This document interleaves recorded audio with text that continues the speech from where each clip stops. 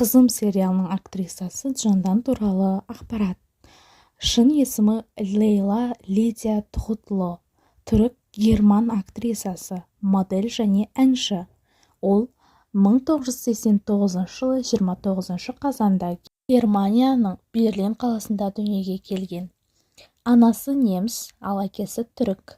5 жасында отбасы Түркияға қоныс аударып, Лейла бала кезінен музыкаға қызығушылық танытып, фортепиано мен скрипкада ойнауды үйренген. Кейін Стамбул университетінде неміс тілі және әдебиеті мамандығы бойынша білім алған. Ал мансап жолына келсек, Лейла модельдік мансабын студент кезінде бастап, 2005 жылы Түркияның ең үздік моделі атағын жеңіп алды. 2008 жылы болса Мисс Түркия атанып, сол жылы Оңтүстік Африкада өткен Мисс Әлем байқауында Түркияны таныстырды. Актрисалық мансабын 2008 жылы Yes телехикаясындағы басты рөлмен бастаған. Одан кейін танымал жобаларына мыналар жатады. Карадайы сериалы 2012-2015 жылдары Сүнгүл Кара рөлін ойнаған.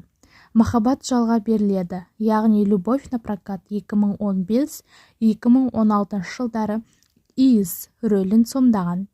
Тәтті кек 2016 жылғы сериалда Пелен Сойлун рөлін ойнаған.